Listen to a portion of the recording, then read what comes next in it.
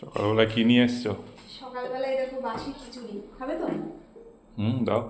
আর ডিম সেদ্ধ, আর এই যে একটা পাঁপড় আছে, ভাজলেই হতো আর ভাজলাম না, এই একটা ছিল তোমাকে দিলাম, মিঠি খেলে পরে ভেজে দেবো। ওরা ভেজে দিও ওইটিকে। হ্যাঁ, আর ও খিচুড়ির সাথে খেয়ে কি করে খাবে, টক দই?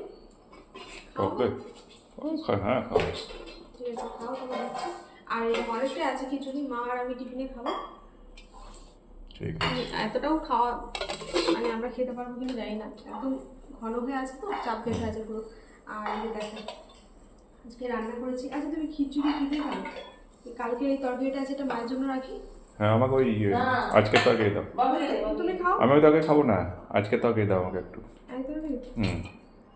তো ওকে তোমার জন্য একটু রাখছি, ওকে একটু দিচ্ছি। আমি নেবো না ওটা, আমাকে এই তরকারি দাও একটু। আর এই যে আজকে করেছি উচ্ছে, বেগুন, বড়ি, ডাঁটা, আলু, এসব দিয়ে তরকারি, বেগুন।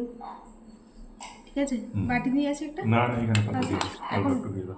ডাঁটা ফাটা দেবো এখন। দাও অল্প একটু, ব্যাস। আর না। আর এই যে দুপুরে মায়ের আর আমার জন্য তুলে রেখেছি। আর সোয়াবিন ভাজা দিয়ে কটা। এখন লাগবে না। আর এই যে তোমার মাছ ভাজা, তিনজনেরই মাছ ভাজাই আছে। মা কি খাবে দেখি, আমিও ভাজা খাবো, ও ভাজা খাবে। ঠিক আছে, আর সোয়াবিন ভাজা নেবে না বললে। ঠিক আছে, তুমি বসো, আমি চাটনি খাওয়া বের করবো। না। ঠিক আছে, তো বসে পড়ো, আমি দইটা নিয়ে আসছি। উচ্ছের তরকারি দিয়ে খিচুড়ি কেমন লাগছে?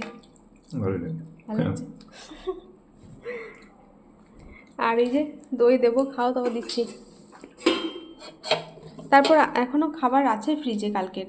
কালকে যে তিল ভাজা হয়েছিল পেঁয়াজ দিয়ে, সেই তিল ভাজাটা আছে, একটু ডাল আছে। তারপর এখন আবার মা ও তোমাকে মাছের টকটা দিতে হবে ভুলে গেছি। এখন আবার মা মাছের টক করবে। তো এই হলো আজকে মেনু। আর এটা আসলে মিঠির জন্যই করেছি, তো সবার জন্য একটুখানি করে নিলাম। চলো তোমার খাবারগুলো গুছিয়ে দিই। পাঁপড়টা কৌটো তো ভরা ছিল, মচমচেই থাকবে। তোমাদের জন্য পাঁপড় ভেজে নিও। ঠিক আছে, ভেজে দেবো। রয়েছে? একটা ছিল, ওটাই দিলাম। না থাকবে না। এই যে আগের এক পিস মাছের টক ছিল, এটাই ওকে দিলাম। তারপর আজকে আবার মা টক রান্না করবে। কদিন আগে ফেসবুকের এক বন্ধু দেখলাম লিখেছিলেন যে মাছের টকের রেসিপিটা শেয়ার করো। তো এর আগেও আমি মাছের টকের রেসিপি শেয়ার করেছি। আর টক কিন্তু আমাদের বাড়িতে মা রান্না করে, টক রান্নার দায়িত্ব এখন অবধি পুরোপুরি মায়ের উপরেই আছে। তো এই যে মাছের টক রান্না করার জন্য মাছগুলোকে তো লবণ হলুদ মাখিয়ে কিছুক্ষণ আগে রেখে দিয়েছে। এখন কড়াইয়ে সর্ষের তেল, পাঁচফোড়ন আর শুকনো লঙ্কা দিয়ে দিয়েছে।